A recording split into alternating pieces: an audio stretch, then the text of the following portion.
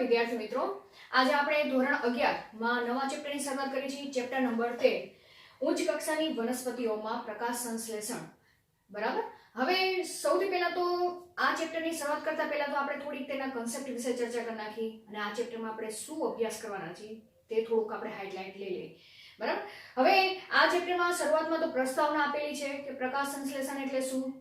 ત્યારબાદ જુદા જુદા વૈજ્ઞાનિકોએ પ્રકાશ સંશ્લેષણને આધારે જે પ્રયોગો કરેલા છે અને તેને શું મંતવ્ય આપેલા છે, બરાબર, તેના વિશે ચર્ચા કરીશું. ત્યારબાદ છેલ્લે પ્રકાશ સંશ્લેષણનું સૂત્ર શું છે તે આપણે જોઈશું. પછી એ પ્રકાશ સંશ્લેષણનું જે સૂત્ર છે તેને આખા ચેપ્ટરમાં આપણે સાબિત કરીશું કે કઈ રીતે પ્રકાશ સંશ્લેષણનું સૂત્ર તૈયાર કરવામાં આવેલું છે. બરાબર. ત્યારબાદ આપણે ચર્ચા કરીશું કે પ્રકાશ સંશ્લેષણની પ્રક્રિયા એ વનસ્પતિના લીલા ભાગોમાં થાય છે. લીલા ભાગોમાં હરિતકણ નામની અંગિકાઓ ત્યાં આવેલી જોવા મળે છે અને તે હરિતકણ નામની અંગિકાની રચના વિશે આપણે ચર્ચા કરીશું. જે આપણે આગળના ચેપ્ટરમાં ચર્ચા કરી ગયા છે કે હરિતકણની રચના કેવી હોય છે. તે હરિતકણની અંદર શું આવેલું હોય છે? થાઇલેકોઇડ્સ આવેલા હોય છે.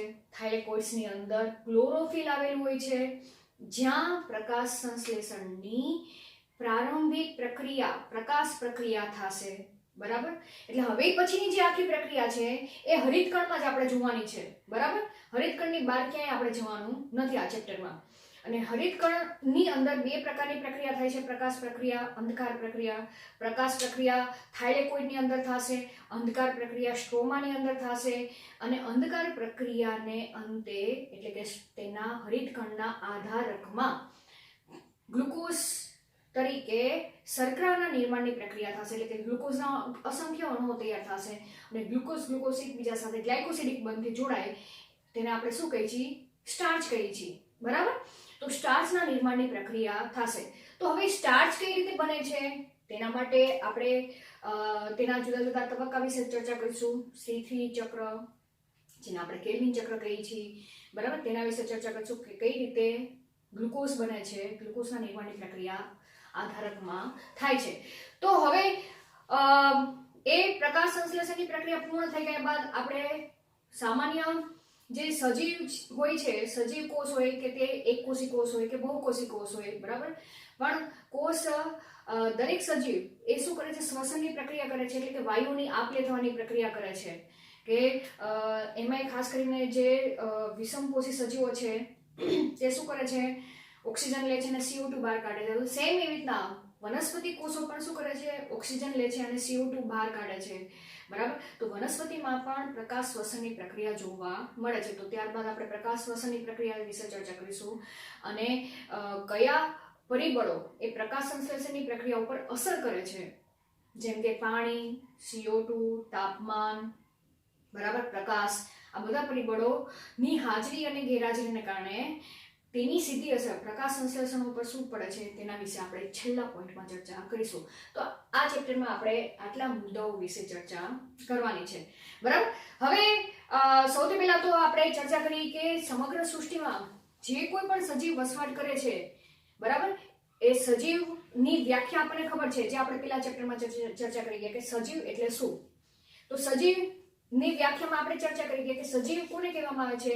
કે જે પોતે પોતાના વૃદ્ધિ વિકાસની પ્રક્રિયા કરે છે, પણ વૃદ્ધિની પ્રક્રિયા કરવા માટે તેને શેની જરૂર પડે છે? ખોરાકની જરૂર પડે છે. બરાબર.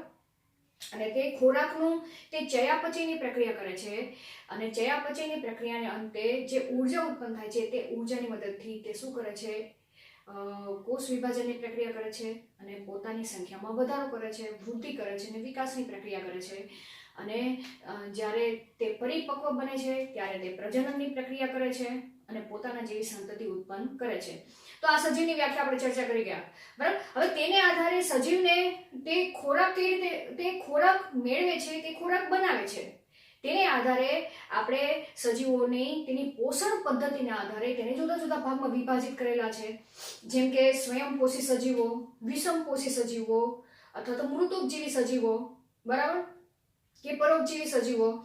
તો અહીંયા એની વ્યાખ્યા પણ આપણને સ્પષ્ટ ખ્યાલ જ છે, આપણે ભણી ગયા છે કે સ્વયંપોષી સજીવો એટલે કે કેવા સજીવો કે જે પોતાનો ખોરાક પોતાની જાતે તૈયાર કરે, જેને સ્વયંપોષી સજીવો કહેવામાં આવે છે. વિષમપોષી સજીવો એટલે શું કે જે પોતાનો ખોરાક પોતાની જાતે તૈયાર કરતા નથી પણ તેને અન્ય સજીવો ઉપર આધાર રાખવો પડે છે, તેને વિષમપોષી સજીવો કહેવામાં આવે છે. બરાબર. અને મૃતોપજીવી સજીવો એટલે કેવા સજીવો કે જે મૃત સજીવો ઉપર આધાર રાખતા હોય અને તેમાંથી તે પોષણ મેળવતા હોય તો તેવા સજીવને મૃતોપજીવી સજીવ તરીકે ઓળખવામાં આવે છે કે પોષણ પદ્ધતિ તરીકે તેને ઓળખવામાં આવે છે. તો આ ચેપ્ટરમાં આપણે વનસ્પતિ વિશે ચર્ચા કરવાની છે. તો વનસ્પતિ એ શું પોતાનો ખોરાક પોતાની જાતે તૈયાર કરે છે કે તેને અન્ય સજીવ ઉપર આધાર રાખે છે? તો આપણને ખ્યાલ છે કે વનસ્પતિ એ પોતાનો ખોરાક પોતાની જાતે તૈયાર કરે છે અને કયા સ્વરૂપમાં તૈયાર કરે છે? સ્ટાર્ચના સ્વરૂપમાં તૈયાર કરે છે. તેથી વનસ્પતિને સ્વયંપોષી વનસ્પતિ તરીકે ઓળખવામાં આવે છે. બરાબર. હવે જે વિષમપોષી સજીવો છે એ આ વનસ્પતિ દ્વારા ઉત્પન્ન થયેલી જે પેદાશો છે તે પેદાશોનો તે ખોરાક તરીકે ઉપયોગ કરે છે. બરાબર. એમાંય શાકાહારી હશે ને માંસાહારી હશે વિષમપોષી સજીવોમાં. તો જે શાકાહારી હશે તે વનસ્પતિનો ઉપયોગ કરે છે. બરાબર. એમાંથી પોષણ મેળવે છે. જે માંસાહારી હશે તે સજીવોનો ઉપયોગ કરે છે, અન્ય પ્રાણીઓનો ઉપયોગ કરે છે ખોરાક તરીકે, તેમાંથી પોષણ મેળવે છે. તો એને આપણે વિષમપોષી કહીએ છીએ. તો હવે આપણે એ પોષણ પદ્ધતિ ઉપર નથી જાણવું એ તો આપણે આ પાછળ નિવસન તંત્રમાં તેના વિશે ચર્ચા કરીશું. તો હવે વાત આવી કે વનસ્પતિ એ પોતાનો ખોરાક કઈ રીતે તૈયાર કરે છે? તો પ્રકાશ સંશ્લેષણ લગતું ચેપ્ટર તમે આગળના ધોરણમાં ચર્ચા કરી ગયા છીએ કે વનસ્પતિ એ સૂર્યપ્રકાશની મદદથી વાતાવરણમાંથી CO2 લે છે. બરાબર. અને પાણીનો ઉપયોગ કરે છે અને તેની મદદથી તે ખોરાક તરીકે ગ્લુકોઝના નિર્માણની પ્રક્રિયા કરે છે. તો આ ક્રિયાને પ્રકાશ સંશ્લેષણની ક્રિયા તરીકે ઓળખવામાં આવે છે. બરાબર. કે રાસાયણિક સ્વરૂપે તેનું રૂપાંતર કરે છે, પ્રકાશ શક્તિનું રાસાયણિક સ્વરૂપમાં રૂપાંતર કરે છે. બરાબર. હવે વાત આવી કે પ્રકાશ સંશ્લેષણની પ્રક્રિયા સમજવી હોય તો એક સામાન્ય અમુક પ્રયોગો છે. એ પ્રયોગો આપણી NCERT બુકમાં પણ આપેલા છે કે તમે પાન હોય એ પાનનો અડધો ભાગને કાળા પેપરથી ઢાંકી દો. બરાબર.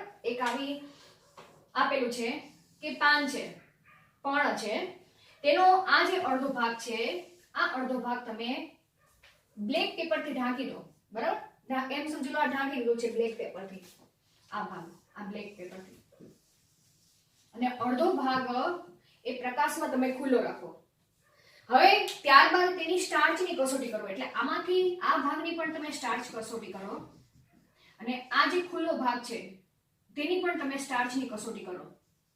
તો સ્ટાર્ચની કસોટી શું છે કે જે ભાગ આ બંને ભાગને તમે આયોડિનના દ્રાવણમાં ઉમેરો તો જે ભાગ બ્લુઇશ પડતો ડાર્ક કલરનો જોવા મળે ત્યાં તમને સ્ટાર્ચની એવો કલર જોવા મળે જે તમને શું સૂચવે છે?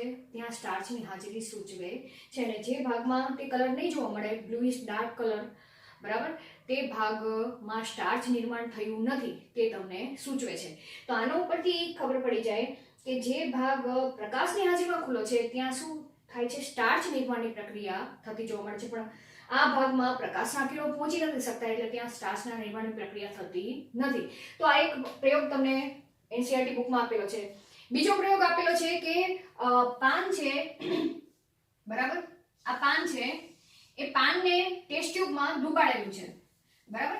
કે આ ટેસ્ટ ટ્યુબ છે, ટેસ્ટ ટ્યુબમાં અહીંયા KOH નું દ્રાવણ ભરેલું છે અને અહીંયા પાન આ રીતે અડધું KOH ના દ્રાવણમાં ડુબાડેલું છે અને અડધું પાન એ KOH ના દ્રાવણમાં ડુબાડેલું નથી. ખ્યાલ આવી ગયો? દેખાય છે પણ હવે KOH નું કાર્ય શું છે કે તે CO2 ને શું કરે છે? શોષી લે છે. ખ્યાલ આવી ગયો?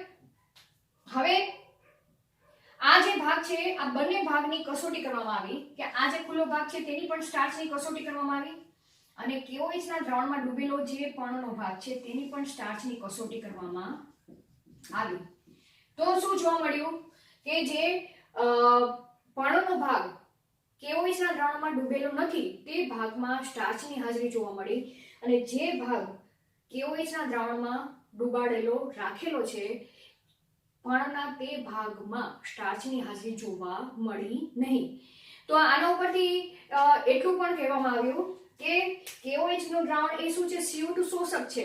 એટલે જ્યાં KO2 નું દ્રાવણ છે ત્યાં CO2 ની હાજરી જોવા મળતી નથી. કદાચ એ પણ કારણ હોઈ શકે કે CO2 ની ગેરહાજરી હોવાથી ત્યાં સ્ટાર્ચના નિર્માણની પ્રક્રિયા થઈ નહીં. અને આ ભાગ જે પ્રકાશની હાજરીમાં પણ ખુલ્લો છે અને ત્યાંથી તેને CO2 મળેલો હશે, જેને કારણે ત્યાં સ્ટાર્ચના નિર્માણની પ્રક્રિયા થતી જોવા મળે છે. તો આ બે પ્રયોગ NCERT બુકમાં આપેલા છે. હવે આના ઉપરથી હવે આપણે તેના પ્રકાશ સંશ્લેષણની પ્રક્રિયાને અનુલક્ષીને જુદા જુદા વૈજ્ઞાનિકોએ પોતાના મંતવ્ય આપેલા છે તેના વિશે ચર્ચા કરી. બરાબર, આ જે વૈજ્ઞાનિકોના નામ છે, તેની જે કાર્ય છે કે તેને શેના ઉપર કાર્ય કરેલું હતું અને તેના શું મંતવ્ય આપેલા છે, એ પ્રશ્ન MCQમાં તમને પૂછાય છે, ઘણી વખત પૂછાય છે. બરાબર, તો આ ટોપિક તમારે NCERT નીટની એક્ઝામ પ્રમાણે પણ તમારે તૈયાર કરવું જરૂરી છે. ચલો હવે આપણે વૈજ્ઞાનિકોના મંતવ્ય વિશે ચર્ચા કરી. બરાબર, સૌથી પહેલા તો આપણે કોની ચર્ચા કરી છે? જોસેફ પ્રિસ્ટલી. બરાબર, કયો વૈજ્ઞાનિક છે? જોસેફ પ્રિસ્ટલી. ક્યારે? 1770માં તેને પ્રકાશ સંશ્લેષણ ઉપર કાર્ય કર્યું, મીન્સ કે વનસ્પતિ ઉપર પોતાનું કાર્ય કર્યું. તેને શું કીધું કે લીલી વનસ્પતિની વૃદ્ધિમાં હવાની આવશ્યક ભૂમિકા હોય છે. એટલે કે હવામાં કોઈ એવા વાયુ રહેલા છે કે જેની હાજરી હશે ત્યારે જ તે વનસ્પતિની વૃદ્ધિ થતી જોવા મળે છે. એટલે મુખ્ય કારણ ગણવામાં આવ્યું કે વૃદ્ધિમાં હવાની હાજરી એ મહત્વની ભૂમિકા ભજવે છે. તો એને અનુલક્ષીને જોસેફ પ્રિસ્ટલીએ પ્રયોગ કર્યા. બરાબર, તેને શેનો પર પ્રયોગ કર્યા કે તેને એક જાર લીધી.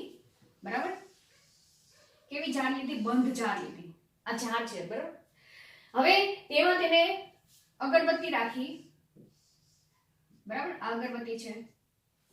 તો અગરબત્તી જ્યારે વાતાવરણમાં ખુલ્લી હોય છે ત્યારે તો તે સળગે છે, પરંતુ જ્યારે બંધ જારમાં તે અગરબત્તી રાખવામાં આવે છે ત્યારે તે અગરબત્તી કેવી થઈ જાય છે? ઓલવાઈ જાય છે.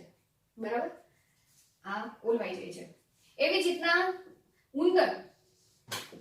ઉંદર બહાર હોય છે ત્યારે તો તે જીવે છે, પરંતુ બંધ જારની અંદર રાખવામાં આવે છે ત્યારે ત્યાં ઉંદરનું શું થાય છે? મૃત્યુ થાય છે. બરાબર, હવે શું કર્યું? તેને સેકન્ડ પ્રયોગ કર્યો. એ પ્રયોગમાં તેને શું કીધું કે બે જાર લીધી.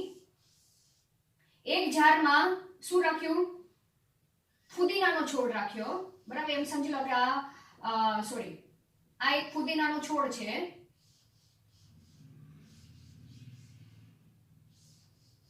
બરાબર, આ ફુદીનાનો છોડ રાખેલો છે અને તેની અંદર મીણબત્તી રાખી. બરાબર, આ રીતે મીણબત્તી રાખી. સેમ બીજું ઝાડ લીધું. બીજા ઝાડમાં પણ અહીંયા ફુદીનાનો છોડ રાખ્યો. બરાબર, યાદ રાખવાનું છે શેનો છોડ રાખ્યો? ફુદીનાનો છોડ વત્તા અહીંયા ઉંદર રાખ્યો. તો શું જોવા મળ્યું કે ઝાડ બંધ હતી કે હવાની આપ-લે થવાની પ્રક્રિયા થતી નથી. ઝાડ કેવી છે? એર ટાઈટ છે. તો હવાની આપ-લે થવાની પ્રક્રિયા નથી તો પણ ઝાડની અંદર મીણબત્તી સળગતી જ રહે છે અને ઉંદર પણ જીવિત રહે છે.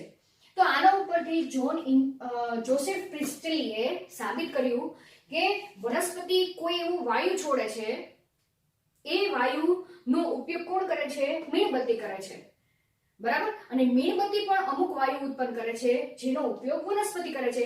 અહીંયા તમે જોશો તો વનસ્પતિ પણ કેવી રહે છે? મૃત નથી પામતી અને મીણબત્તી પણ સળગતી રહે છે. આ કેસમાં પણ વનસ્પતિ તાજી હોય છે. બરાબર, મૃત નથી પામતી અને ઉંદર પણ કેવો રહે છે? જીવિત રહે છે અમુક સમય સુધી. તો આપણને ખબર છે કે મીણબત્તી શું છોડે છે? જ્યારે સળગે ત્યારે આજુબાજુ CO2 છોડતો હોય છે. બરાબર, ઉંદર પણ શું છે? સજીવ છે. તે આપણને અત્યારે તો ખ્યાલ છે કે ઓક્સિજન લે છે અને CO2 છોડે છે. તો આ જે CO2 છે એ વનસ્પતિ ઉપયોગ કરતી હશે અને વનસ્પતિ તેની બદલીમાં વાયુ તરીકે શું ઉત્પન્ન કરતી હશે? ઓક્સિજન. અને તે ઓક્સિજનનો ઉપયોગ મીણબત્તી કરે છે. બરાબર, એવી જ અહીંયા ઉંદર કરે છે. પણ તે સમયે જોસેફ પ્રિસ્ટલીને વનસ્પતિ કયું વાયુ છોડે છે તેનું અનુમાન હતું નહીં. તો જોસેફ પ્રિસ્ટલીએ એટલું જ કહ્યું કે આ વનસ્પતિ પોતાની વૃદ્ધિ કરે છે એ વૃદ્ધિ માટે હવાની એક આવશ્યક ભૂમિકા હોય છે. ખ્યાલ આવી ગયો? હવે ત્યારબાદ જ્હોન ઇન્જનહાઉસ થઈ ગયા વૈજ્ઞાનિક. તેને શું કર્યું કે જોસેફ પ્રિસ્ટલીનો જે ઉપકરણો છે તે ઉપકરણોનો જ ઉપયોગ કર્યો પ્રયોગ માટે, આ જ ઉપકરણોનો, અને તેને 2 સેટમાં તેને ડિવાઈડ કર્યા. આને આ સેટ તેને અંધારામાં રાખ્યો અને આ જ સેટ તેને કોની હાજરીમાં રાખ્યો? પ્રકાશની હાજરીમાં. પ્રકાશની હાજરીમાં. ખ્યાલ આવી ગયો? આપણે કોની વાત કરી છીએ? જ્હોન ઇન્જનહાઉસે જોસેફ પ્રિસ્ટલીના જ ઉપકરણોનો ઉપયોગ કર્યો અને તેને 2 પ્રયોગ કર્યા. આ જ ઉપકરણોને એક સેટ અંધારામાં રાખ્યો અને આ જ ઉપકરણોને પ્રકાશની હાજરીમાં રાખ્યું. તો જે અંધકારમાં રાખેલું હતું તે અંધકારમાં શું થતું હતું કે આ જે ઉંદર છે કે મીણબત્તી છે, બરાબર, ત્યાં વધારે પ્રમાણમાં તેઓ સ્થાયી રહી શક્યા નહીં. પણ આને આ સેટ પ્રકાશની હાજરીમાં રાખ્યું કે સૂર્યપ્રકાશની હાજરીમાં રાખવામાં આવ્યો આ સેટ, ત્યારે શું જોવા મળ્યું કે વનસ્પતિની વૃદ્ધિ પણ જોવા મળી અને મીણબત્તી અને ઉંદર પણ જીવિત રહ્યા. તો આના ઉપરથી સાબિત કર્યું કે પ્રકાશની હાજરીમાં જ તે વનસ્પતિ કોઈ વાયુ છોડે છે એ વાયુ મીણબત્તી કે ઉંદરનો ઉપયોગ કરે, તેનો ઉપયોગ કરે છે અને તે માટે કેવા છે? ફાયદાકારક છે. અને ઉંદર અને મીણબત્તી પોતાનામાંથી એવું ઝેરી વાયુ ઉત્પન્ન કરે છે જે વનસ્પતિ તેને શું કરી લે છે? કેચઅપ કરી લે છે, બરાબર. તો આ જ્હોન ઇન્જનહાઉસે કહ્યું. પછી તેને શું કહ્યું જ્હોન ઇન્જનહાઉસે કે જલીય વનસ્પતિ તરીકે જલીય વનસ્પતિ ઉપર પ્રયોગ કર્યા, જેમ કે આલ્ગી છે, ગ્રીન આલ્ગી છે, તેના ઉપર પ્રયોગ કર્યા અને ત્યાં તેને જોવા મળ્યું કે જલીય વનસ્પતિની આજુબાજુ, બરાબર, આસપાસ નાના નાના પરપોટા જોવા મળ્યા. કે સેમ આ પ્રેક્ટિકલ તેને શું કર્યું કે એક આવી રીતના ઝાડ લીધો, એની અંદર હાઇડ્રીલા વનસ્પતિ આવી રીતના રાખી, બરાબર, તેની પછી ત્યાં તેને ફનેલ ઊંધી પાડી દીધી. તો હવે આ વનસ્પતિ જ્યારે પોતાની વૃદ્ધિ સૂર્યપ્રકાશની હાજરીમાં આ વનસ્પતિ પોતે વૃદ્ધિ કરે છે ત્યારે આ જે ફનેલ છે ત્યાં આવા નાના નાના પરપોટા જોવા મળ્યા, બરાબર. અને નાના નાના પરપોટા એ ઓક્સિજનના છે તે જ્હોન ઇન્જનહાઉસે સાબિત કર્યું. ખ્યાલ આવી ગયો? બરાબર. એટલે સાબિત કરવામાં આવ્યું કે પ્રકાશની હાજરીમાં વનસ્પતિ એ ઓક્સિજન વાયુ બહારની બાજુએ છોડે છે, બરાબર. ખ્યાલ આવી ગયો? ત્યારબાદ જુલિયન વોન સચ નામના વૈજ્ઞાનિક થઈ ગયા. તેને શું સાબિત કર્યું કે વનસ્પતિમાં પ્રકાશની હાજરીમાં વનસ્પતિ જ્યારે વૃદ્ધિ કરે છે તે સમય દરમિયાન તેની અંદર શર્કરા તરીકે શું ઉત્પન્ન થાય છે? ગ્લુકોઝ ઉત્પન્ન થાય છે, બરાબર. વનસ્પતિ જ્યારે વૃદ્ધિ કરે છે ત્યારે તેની અંદર પ્રકાશની હાજરીમાં ગ્લુકોઝના નિર્માણની પ્રક્રિયા થતી જોવા મળે છે અને તે ગ્લુકોઝની મદદથી તે પોતે શું કરે છે? એનર્જી મેળવે છે અને પોતાના વૃદ્ધિ વિકાસની પ્રક્રિયા કરી શકે છે, બરાબર. અને ખાસ કરીને એ જે ગ્લુકોઝ નિર્માણની પ્રક્રિયા એ વનસ્પતિના લીલા ભાગોમાં જ જોવા મળે છે. તે પણ જુલિયન વોન સચે સાબિત કર્યું, બરાબર. અને ગ્લુકોઝ એ કયા સ્વરૂપમાં રૂપાંતર પામે છે? સ્ટાર્ચ સ્વરૂપમાં, બરાબર. ગ્લુકોઝ કઈ રીતે બને છે?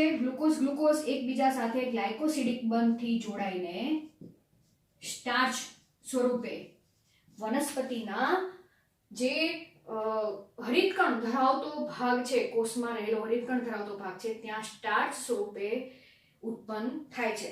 તો જુલિયન વોન સચનું આપણે ચર્ચા કરી ગયા. હવે આગળ આપણે ચર્ચા કરી કે જે ગ્લુકોઝ બને છે, એટલે કે જે ગ્લુકોઝ એટલે શું છે? કાર્બોદિત છે. એ કાર્બોદિતના નિર્માણની પ્રક્રિયા એ શેના દ્વારા થાય છે? એ પાણીના હાઇડ્રોજન એટલે કે પાણીનું ઓક્સિડેશનની પ્રક્રિયા થાય છે અને કાર્બન ડાયોક્સાઇડના રિડક્શનની પ્રક્રિયા થવાથી કાર્બોદિતના નિર્માણની પ્રક્રિયા થાય છે. એના વિશે આપણે ચર્ચા કરી.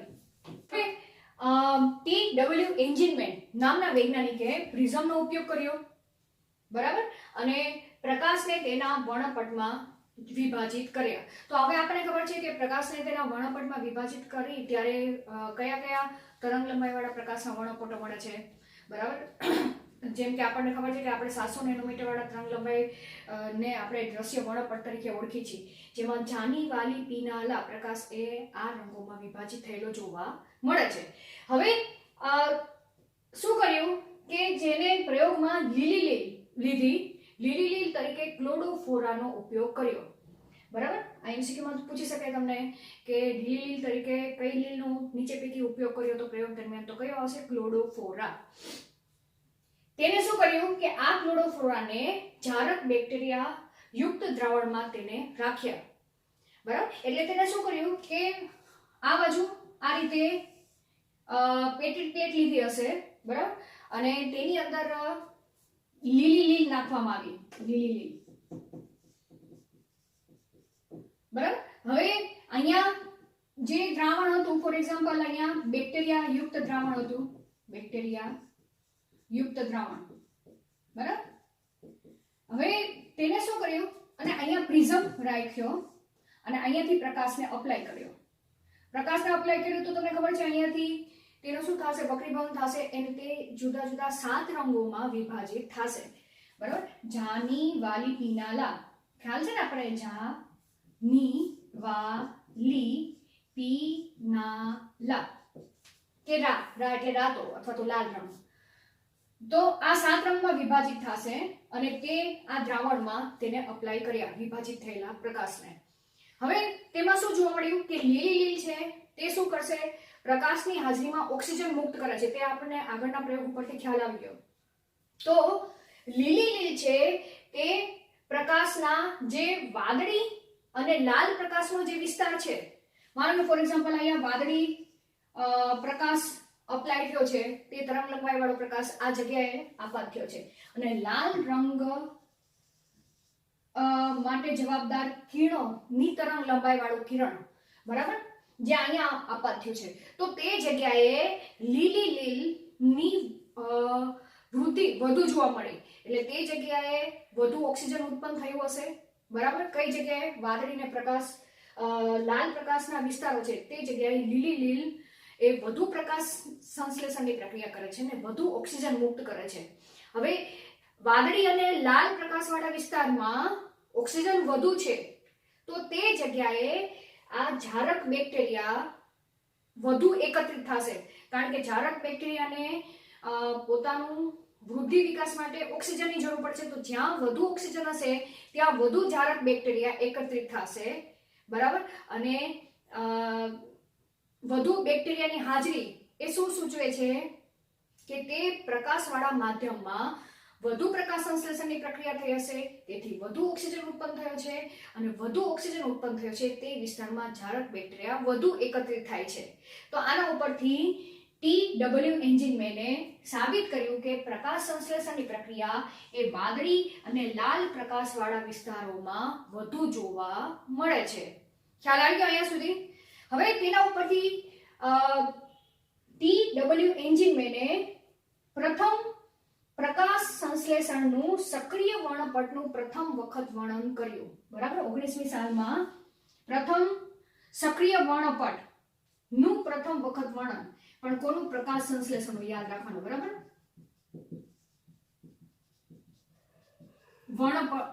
વર્ણપટ તૈયાર કરવામાં આવ્યું. તો એ આના ઉપરથી તૈયાર કરવામાં આવ્યું કે તેને કેવો ગ્રાફ જોવા મળ્યો કે અહીંયા તરંગ લંબાઈ, બરાબર, લખી નાખો 400, 500, 600, 700. બરાબર, છેલ્લે તો ગ્રાફ આવો કંઈક મળ્યો કે બેક્ટેરિયા કયા માધ્યમમાં વધુ જોવા મળ્યા? વાદળી અને લાલ વાળા વિસ્તારમાં. તો સમથિંગ વાદળી કલરનો જો તેની તરંગ લંબાઈ વાળો વર્ણપટ કરવા જાય તો એક પીક અહીંયા જોવા મળી અને બેક્ટેરિયાની વધુ વૃદ્ધિ એ 500 થી 600 નેનોમીટર વાળા તરંગ લંબાઈ વાળા વિસ્તારમાં જોવા મળી. બરાબર, કારણ કે લાલ રંગ માટે ના તીવ્રતા એ કેટલી? લગભગ 700 નેનોમીટર જેટલી તરંગ લંબાઈ વાળી તીવ્રતા જરૂરી છે. તો બેક્ટેરિયાની વૃદ્ધિ કંઈક આવી પીક ધરાવતી જોવા મળે. તો હવે આની સરખામણી કોની સાથે કરવામાં આવી કે ક્લોરોફિલ એ અને ક્લોરોફિલ બી ના શોષણનો વર્ણપટ પણ સેમ આના જેવો જોવા મળ્યો હતો. બરાબર કે ક્લોરોફિલ એ અને બી ના શોષણનો વર્ણપટ જોવા જઈએ તો તેમાં પણ કંઈક આવી જ પીક જોવા મળી હતી કે ક્લોરોફિલ એ ની પીક 400 થી 500 નેનોમીટર વચ્ચે જોવા મળી હતી એક, અને 600 થી 700 નેનોમીટર વાળા પ્રકાશના કિરણોમાં ક્લોરોફિલ એ અને બી નું શોષણની તીવ્રતા વધુ જોવા મળે છે. બરાબર, તો આ ક્લોરોફિલ એ સમજી લો અને ક્લોરોફિલ બી એ પણ કંઈક આવી જ તીવ્રતા, તેની પીક પણ કંઈક આવી જ જોવા મળી. આ ક્લોરોફિલ બી ની છે. તો અહીંયા તમે જોવા જાઓ તો આ જે વર્ણપટ છે એ બેક્ટેરિયાનો છે. બરાબર, અને ક્લોરોફિલ એ અને બી ના શોષણનો વર્ણપટ પણ બંને કેવો જોવા મળ્યો? સમાંતર ધરાવતા જોવા મળ્યો. બરાબર, તો આ સાબિત કર્યું કોને? TW એન્જિનમેને સાબિત કર્યું. હવે ત્યારબાદ વૈજ્ઞાનિક થઈ ગયો કોર્નેલિયસ વાન નીલ. કયા વૈજ્ઞાનિક વિશે વાત કરી છે? કોર્નેલિયસ વાન નીલ નામના વૈજ્ઞાનિક વિશે આપણે વાત કરી છે. તેને જાંબલી અને લીલા રંગના બેક્ટેરિયા ઉપર પ્રયોગો કર્યા. તેને શું સાબિત કર્યું કે ઓક્સિડાઇઝેબલ સંયોજનમાંથી પ્રાપ્ત થતા હાઇડ્રોજન CO2 નું રિડક્શન કરે છે અને કાર્બોદિત બનાવે છે. તેને આ સાબિત કર્યું. શું કર્યું? ઓક્સિડાઇઝેબલ સંયોજનમાંથી પ્રાપ્ત થતો હાઇડ્રોજન, બરાબર, તે CO2 નું શું કરે છે? રિડક્શન કરે છે. તો હવે એટલું યાદ રાખવાનું કે ઓક્સિડેશનની પ્રક્રિયા એટલે શું? હાઇડ્રોજન દૂર થવું, અને રિડક્શનની પ્રક્રિયા એટલે શું? હાઇડ્રોજન સ્વીકારવું. તો અહીંયા પ્રકાશ સંશ્લેષણની પ્રક્રિયા દરમિયાન કોઈ ઘટક હતું જેનું શું થાય છે? ઓક્સિડેશન થાય છે. ઓક્સિડેશન થાય છે, તેમાંથી હાઇડ્રોજન મુક્ત થાય છે અને તે હાઇડ્રોજન CO2 સાથે જોડાય છે. એટલે CO2 નું રિડક્શન થયું કહેવાય, અને તેને પરિણામે CO2 સાથે જોડાયેલો હાઇડ્રોજન છે તેમાંથી કાર્બોદિતના નિર્માણની પ્રક્રિયા થાય છે. બરાબર, તો અહીં તો અહીંયા એ સાબિત થાય છે કે CO પ્રકાશ સંશ્લેષણની પ્રક્રિયા દરમિયાન CO2 નું રિડક્શન થતું જોવા મળે છે. બરાબર, તો હવે તેના માટે સમીકરણ કોર્નેલિયસ વાન નીલે સમીકરણ આપ્યું કે માનો કે ફોર એક્ઝામ્પલ આ ઓક્સિડાઇઝેબલ સંયોજન છે H2A. અહીંયા પાણી છે એ સાબિત નથી કર્યું, પણ H2A સંયોજન છે કે જેની પાસે હાઇડ્રોજન છે. બરાબર, તે કેવો છે? ઓક્સિડાઇઝેબલ છે. આનું શું થશે? ઓક્સિડેશન થશે. આમાંથી હાઇડ્રોજન છૂટો પડશે, એ હાઇડ્રોજન આની સાથે જોડાશે તો CO2 નું શું કહેવાય? તેનું રિડક્શન કહેવાય.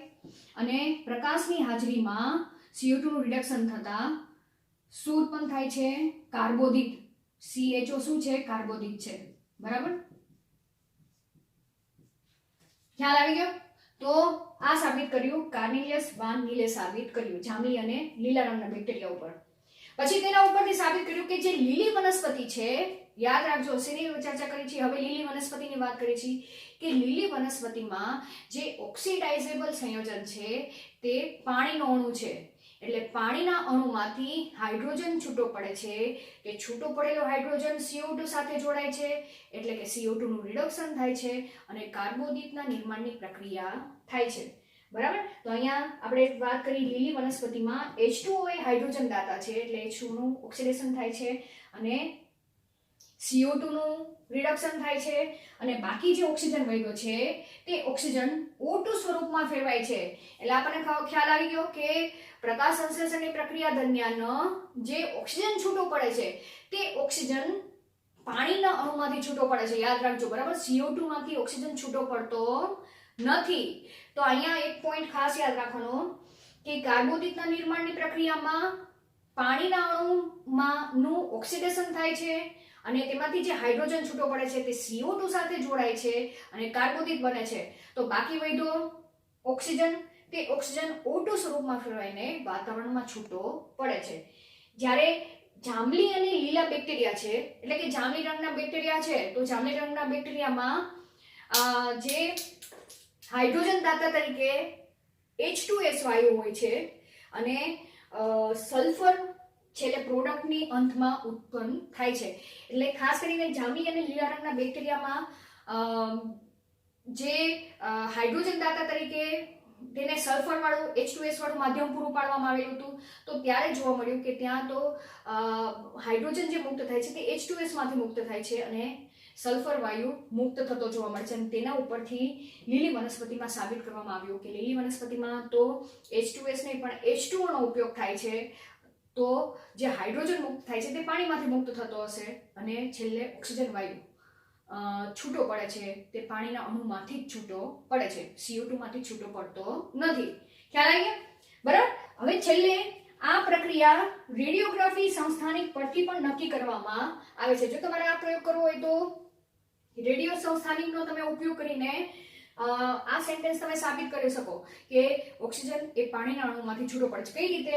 તો એ સાબિત કરવું હોય તો તમારે આવી રીતના કરવું પડે કે ઓક્સિજનનો અણુભાર કેટલો છે? 16 છે, બરાબર. અને ઓક્સિજનનો બીજો સમસ્થાનિક જોવા જઈએ તો O18 પણ છે. તો ઓક્સિજનને જે O16 વાળો ઓક્સિજન છે તેને પણ તમે રેડિયો એક્ટિવ કરી નાખો, બરાબર. માનો કે ફોર એક્ઝામ્પલ આ રેડિયો એક્ટિવ કરી નાખ્યું અને O18 છે તેને પણ રેડિયો એક્ટિવ કરી નાખો. હવે જે પાણીનો અણુ છે આપણને સમીકરણ ખ્યાલ આવી ગયો, બરાબર. લીલી વનસ્પતિમાં કેવું છે સમીકરણ? H2O CO2 અને શું મળે છે? CH2O H2O મળે છે, બરાબર. આ સમીકરણ આપણે આમ સાબિત કરવા જઈએ તો આ જે પાણીનો અણુ પાસે ઓક્સિજન છે તેને તમે 16 કરી નાખો, આને રેડિયો એક્ટિવ કરી નાખો, બરાબર. આ રેડિયો એક્ટિવ કરી નાખો અને CO2 પાસે જે ઓક્સિજન છે તેને પણ તમે જે તે ઓક્સિજનને C18 વાળો ઓક્સિજન લઈ લો, બરાબર. તો હવે સમીકરણના અંતે જે CH2O મળ્યું છે તે CH2O માં કાર્બોદિત મળેલું છે, આ કાર્બોદિત છે. તો અહીંયા ઓક્સિજન જે મળેલું તે ઓક્સિજન કયું મળેલું? C18 વાળું મળ્યું, બરાબર. અને જે +O2, બરાબર, આ ઓક્સિજન. અને જે ઓક્સિજન છૂટો પડ્યો તે ઓક્સિજન કેવો રેડિયો લેવલ જોવા મળ્યો? C16 વાળો, સોરી O16 વાળો, બરાબર. તો આના ઉપરથી ખ્યાલ આવે જ્યાં 18 મળ્યું છે તો એ CO2 નો ઓક્સિજન છે અને જે 16 મળ્યું છે તે H2O માંથી છૂટો પડેલો જોવા મળે. તો આ પ્રક્રિયા તમે રેડિયો સંસ્થાનિક પરથી પણ નક્કી કરવામાં કરી શકો તમે, બરાબર. આ પ્રયોગ ઉપરથી સાબિત થઈ ગયું.